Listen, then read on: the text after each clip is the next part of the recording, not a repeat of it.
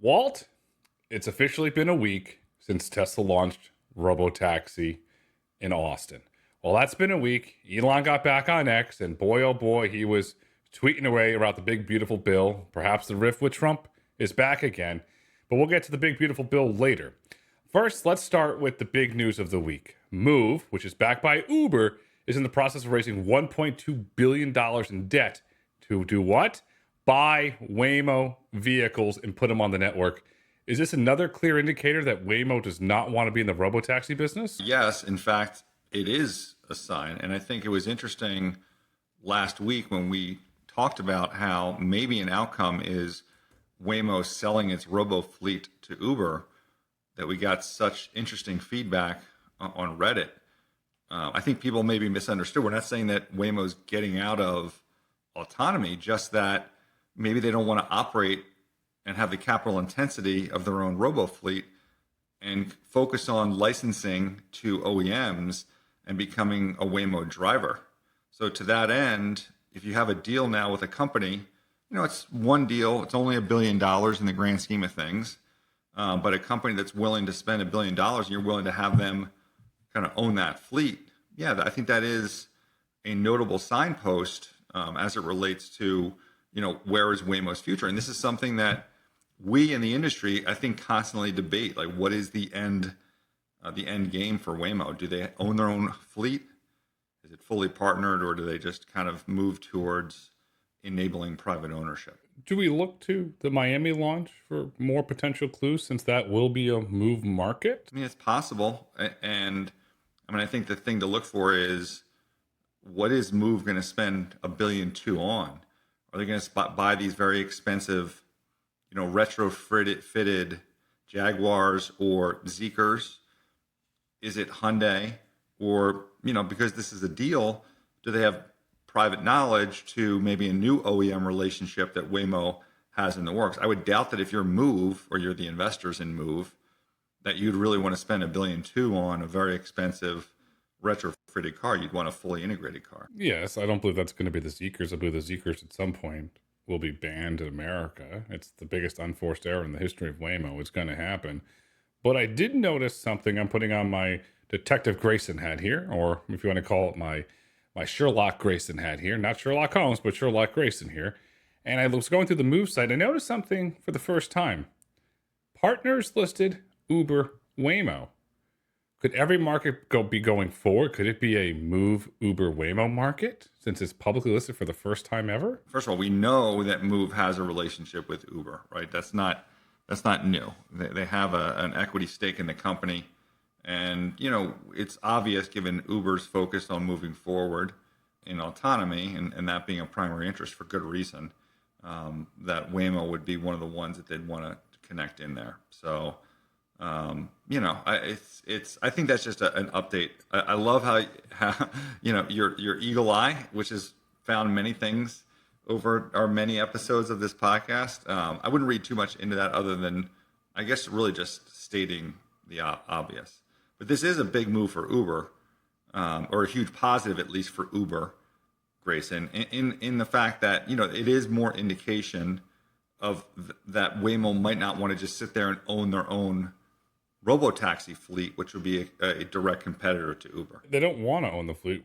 We know that.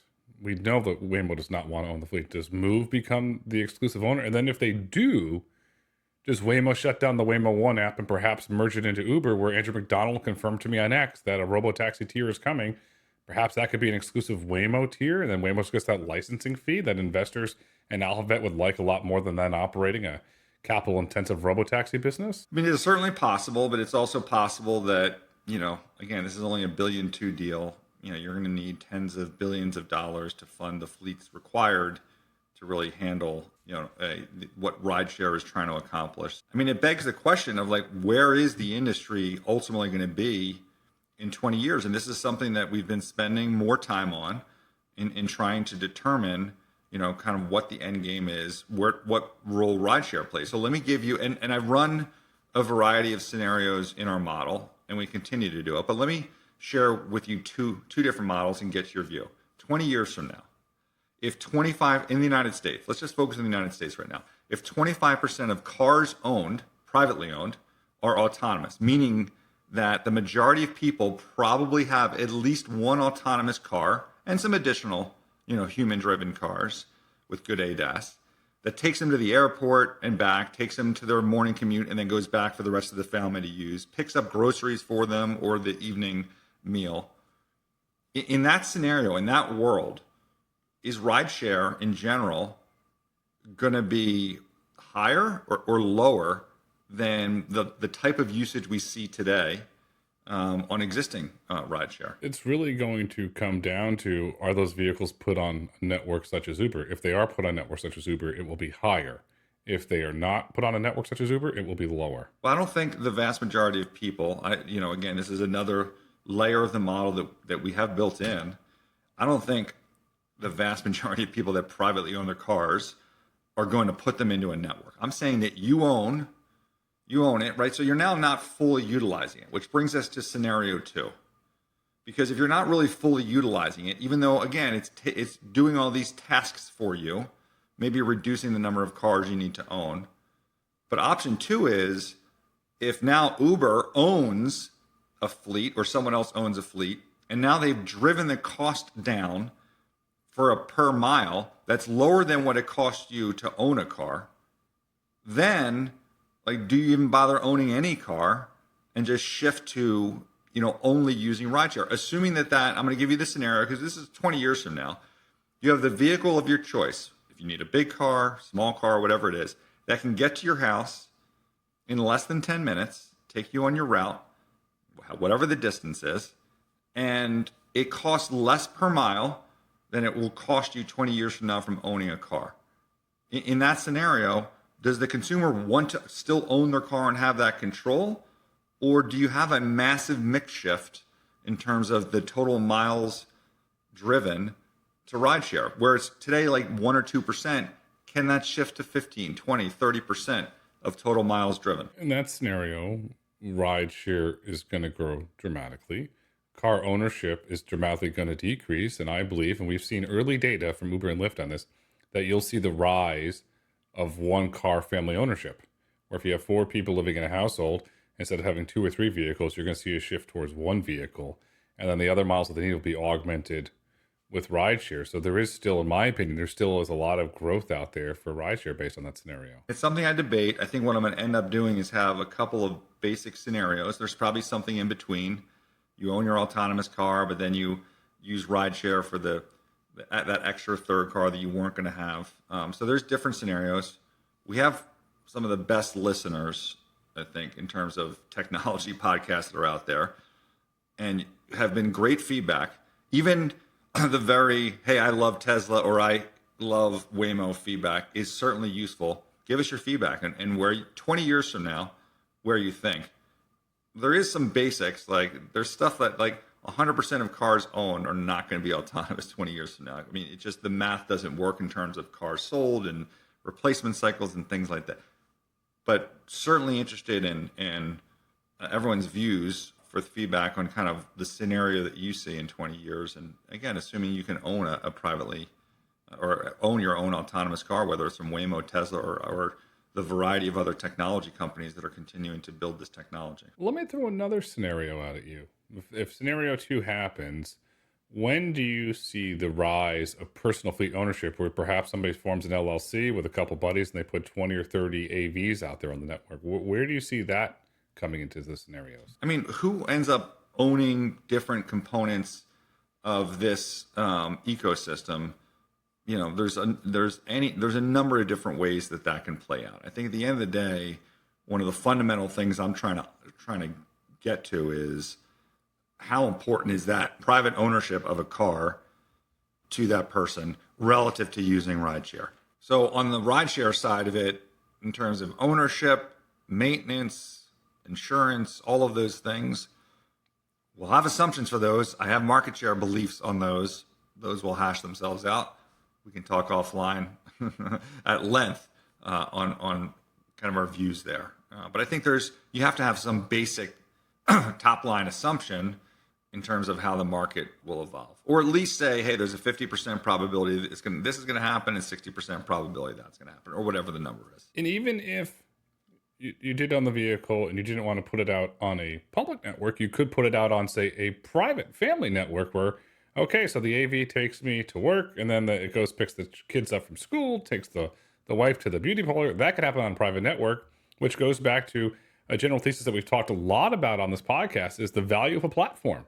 That gets interesting. Could we have a quote unquote a private Uber network for families that evolve? It's not hard to take what they've already built and make a Salesforce, a private version of it. So what you're referring to then again is the scenario 2 that I talked about, where the cost of autonomy is very cheap. Because in scenario 1, no, I mean, you're going to have your car, it's going to do everything for you. Scenario 2, where the cost per mile is cheaper than your own ownership because of utilization, absolutely. And there's going to be people that are going to want to contribute cars into the network because they'll be able to get a better car or all of those things I think that you mentioned. And it also speaks to the fact that if we've got like 2 million cars in the US, 1.8 million, whatever it is, and now I'm saying scenario 2 means you're going to go from 2% of total miles driven to 15% or 20% or whatever the number is that we have in our model, 2 million cars may not do it. It's not going to scale the same way that you have Uber today because Uber is overscaled because of how their drivers work. Now you have autonomous cars that are going to, work 20 hours a day, but it's going to be more than 2. And then what is the CapEx associated with that?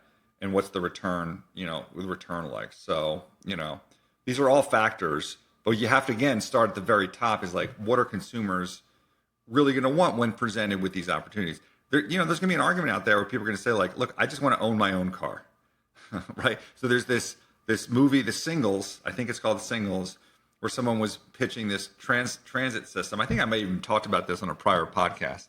And he goes into the local official and he's like, oh, this people mover system or this transit. And he's all hyped up to sell this new way to reduce traffic in, I think it was probably LA, maybe San Fran. And the politician's response is people love their cars. So there are factors like that you have to consider. The sports equipment in the trunk of my car that I never take out, my basketball that is always in my passenger seat in the car that I take to play hoops every Sunday morning. So, we have to kind of think through what are probabilities of these these distant scenarios when autonomy is ultimately going to represent the vast majority of miles driven, whether from a personally owned car or through rideshare. They are. And no matter what scenario happens, you're going to still need plumbing. And that plumbing is fleet management, which brings us to the fleet management, which you and I think we're the only podcast out there talking about this in depth. And that you have 2 companies, you have Avomo and Moove. There's a lot of confusion in the market for who does what, who owns what. Could you break that down for us? Grayson, even that question I think was confusing. And even Uber's relationships are confusing because they have investments in 2 companies that are both called Moove. Now, one has, I think, renamed itself. It's called Avomo. They are European based. Uber has, I think, about a 30% stake in this thing. And they do fleet management. And it's Avomo who they're partnering with in Austin. But what's odd about this is, in the case of Avomo, and I'll get to Moove later, this is not the Moove that did the $1.2 billion deal. Avomo, they're European. It's like they're in the witness protection program in the United States. We can't find anybody. Obviously, they have the depot and the fleet in Austin, but I don't know who's running it. You're picking a European operator to try and develop operations in the U.S. I think on the motivation that, let's keep that market fragmented. Let's have, fleet management companies that are different in every market because then that maintains the power with us. I think that's going to present problems for Uber and Waymo both. And I think they're to a certain extent being penny wise and pound foolish in order to protect, not having a counterparty that has too much negotiating power. You're going to need, someone that's willing to get a return on capital and have enough scale and have the capabilities to get these depots up. And if you don't, again, there's going to be other, I think, rideshare companies or, robotaxi fleets that can come up as competitors. So before I move on to Moove of Africa, which is the second relationship, Have you had any success in finding out what the current status is of Avomo, formerly called Moove Cars in the U.S.? Because they're supposed to be in Austin and then I think Atlanta. Crickets, crickets, crickets. I even went as far as trying to invite somebody from Avomo on the Road to Autonomy podcast to learn, and we go crickets, crickets, crickets. I don't know what's there. You go through LinkedIn. Was there 6 people there? Maybe it's. I don't know how you're going to run this massive depot business with 6 people, unless it's full of robots. I don't know. These are important questions. If you want to believe in which platform can succeed, you can't just like sign a deal with someone and then like there's no effectively public credibility to this company's ability to execute. But we're going to do more work and we'll obviously report back here. We got some good leads. The other move that Uber has, which is the one that did the $1 billion too, all they do is, not all they do, but they own and finance vehicles. So they're a car ownership, right? Avomo doesn't own cars.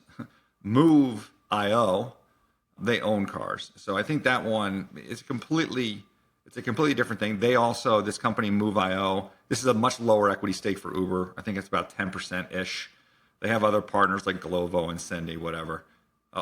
There's a multi-platform fleet support that goes beyond Uber. So I think it's less core, but I probably, in a certain way, maybe more interesting in terms of the relationship that Waymo can develop with Uber, just in terms of structure. Because given what we know about Uber and their desire for fragmentation, I don't think they're going to give Moove probably more than this billion, the $1 billion that they have in this contract, but it could be wrong. Okay, so Uber, this seems to me for Uber, this was clearly a way for them to own the fleet without owning the fleet and owning it on their balance sheet. So they make an investment in Moove.io, they can own the fleet. But on the backside of that, what happens when the real money comes in, the Blackstones, the KKRs, the Apollos, and they set up an autonomous vehicle REIT, which you've talked about? What happens to Moove then when real money comes in? Well, I mean, it's possible that they're a benefactor because they get rolled up, right? Because there is some first to market benefit of having a depot that is close to where the demand is. So, and there's a lot of companies out there that are doing that, and Uber's been sprinkling checks around the country to enable that. So maybe there ends up being a roll up, and they benefit from selling out. And by the way, in the near term, because it takes time, and Uber's doing effectively seed checks, I think Uber will own a decent number of autonomous cars. I mean, we'll see when we get more details on the Uber Wayve relationship, Wayve being the company in London who has a technology with an unannounced OEM. I'm guessing Uber's going to own those cars. Nuro is still yet to announce their deal with whoever the OEM is and whoever the rideshare partner is. My guess is that the structure of that deal is Uber will own those cars.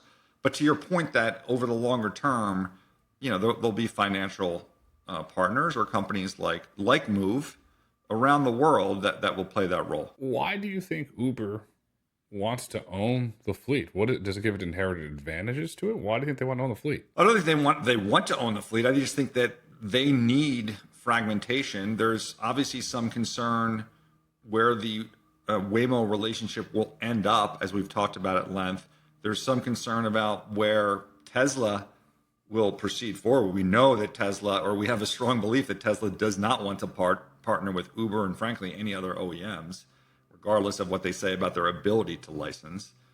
So there's, and again, getting back to my industry model, you look at this thing and you make reasonable assumptions, and it's going to be a very notable percentage of miles on rideshare that will be autonomous, 10 years from now. Notable.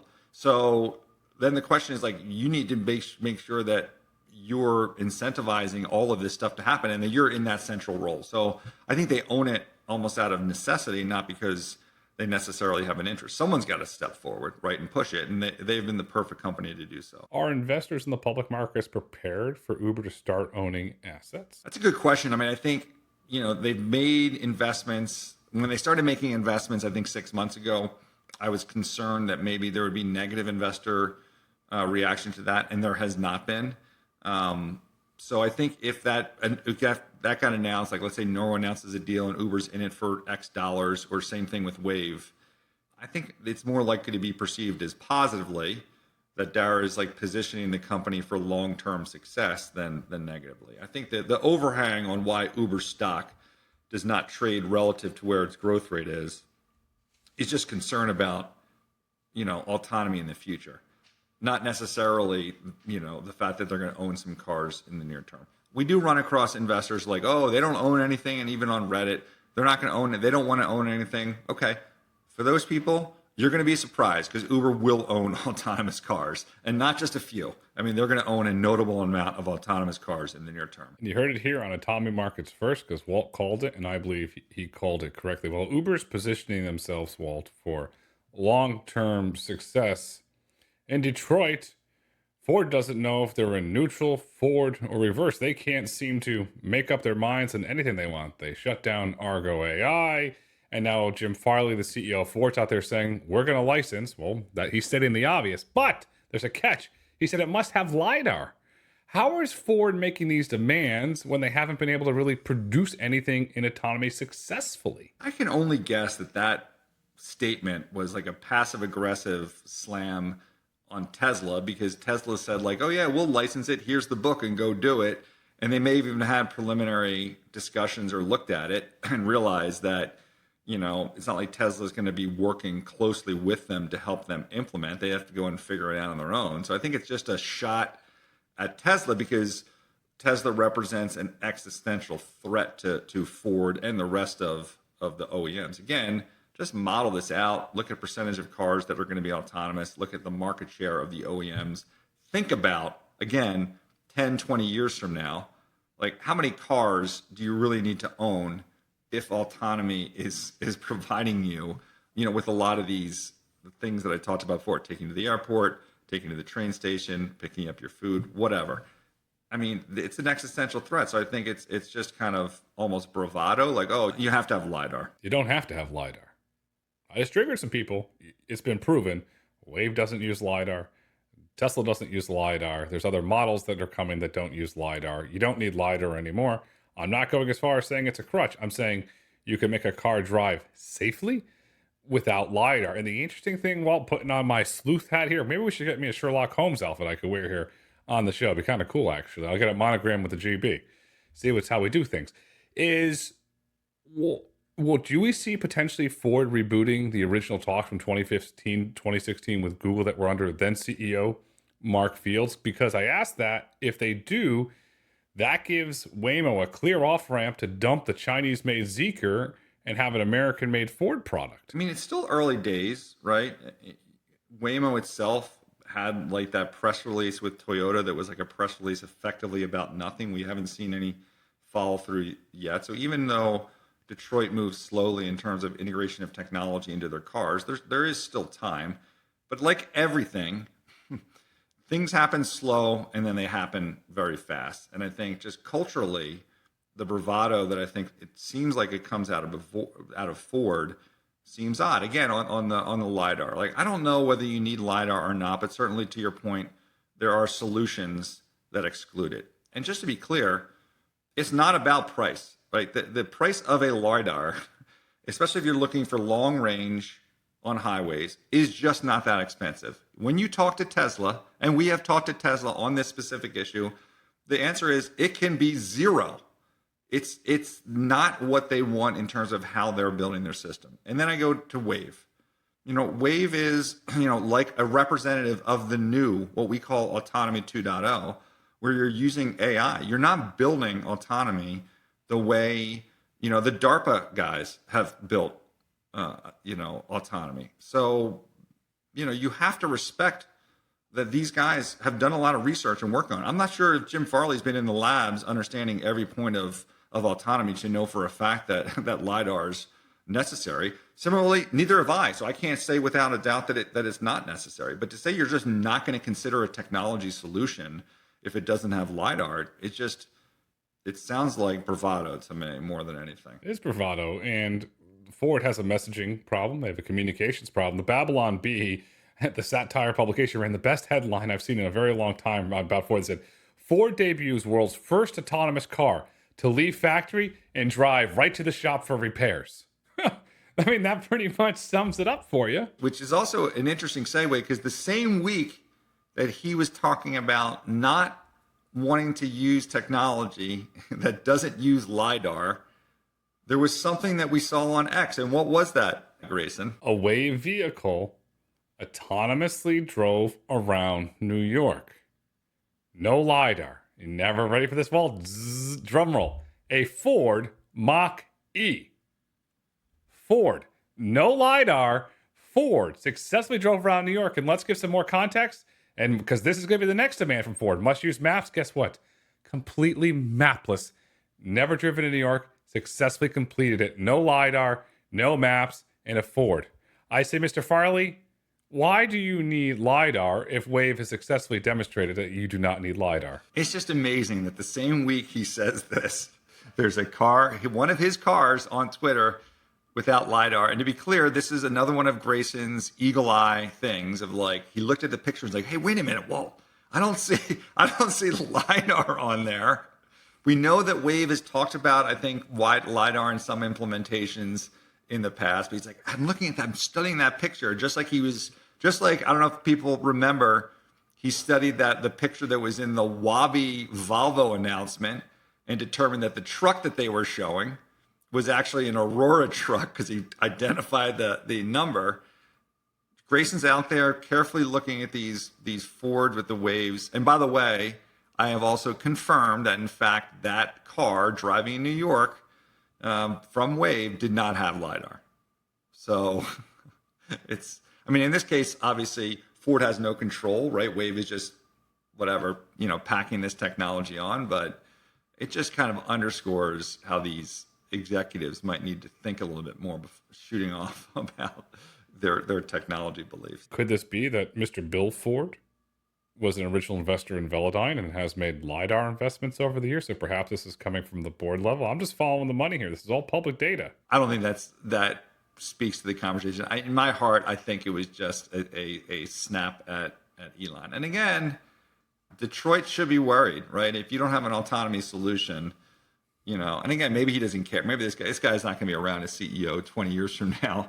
But if he cares about the future of his company, he should really be keeping an open mind, I think, and pushing forward where he's been, I think, at least publicly, who knows what's going on behind closed doors, but pushing forward with embracing, autonomy and really even EVs to a lesser extent, but to some extent as their future. The one thing that Mr. Farley has done really well is sounding the alarm bells on the rise of Xiaomi and the Chinese electric vehicles and how they're out engineering Ford. He's been sounding the alarms on that, but at some point you need to get on the autonomy bandwagon. That truly has to come next. But let's shift gears here to policy, because you had a coalition years ago that was trying to mandate LiDAR, everything, the LiDAR coalition. That went away. Everybody now is talking about policy, is the big, beautiful bill. You and I were interested in the big, beautiful bill for a variety of reasons, but there's one thing specifically that we were interested in, was the AI preemption clause. We said, can we do it? Can we do it? Talked to 5 different well-established lawyers, and they said that it would create preemption for autonomous vehicles. Well, a little fight happened there in politics. Unfortunately, the preemption died in a 99-1 vote in the Senate, with Senator Tom Tillis being the only one to vote for it. It died. We're not getting preemption. We need an AV bill. Do you think we can see it once the big, beautiful bill is signed? I can see the president on the 4th of July signing it in typical Trump fashion. It's a beautiful, beautiful day for a beautiful bill signing. When do we get an AV framework bill? In this case, this was not anti-autonomy. This is, AI fear. And that's what the preemption was about. So it's unfortunate that autonomy, as the physical manifestation of AI, could have benefited from this. But I wouldn't think that this is a rebuke by politicians and their constituents for autonomy. And I think, as Waymo continues to expand, as hopefully Tesla can expand, as Wayve and others enter the market, that it builds up public support for having autonomy, so that when you have local politicians that want to put roadblocks in the way of autonomy, that there's more support for some type of, kind of national mandate and federal, standardization of the technology. Because it's obviously, as you and I both agree, We don't agree on everything, and maybe not most stuff, but we definitely agree that a national mandate would be beneficial for this industry. It would be very beneficial, and you're right. I think there's a lot of AI fear. You had skeptics on the right that torpedoed it. You had a lot of outcry from Nashville and the music community over AI rights. I think really at the end of the day, it's going to come down to education on AI, and I believe that the autonomous vehicle industry has to do a better job of educating the public for the positive benefits, because we see a new survey out of the UK, which I don't believe for the record, that consumers don't trust AVs. Well, we need to fix that as an industry. There's a lot of things this industry is doing right and a lot of things that need to be fixed. But what I know, Walt, you and I are going on a road trip next week. So that's going to be a lot of fun. We're going to have a very special episode here next week. We're not telling you where we're going. It's going to be a surprise.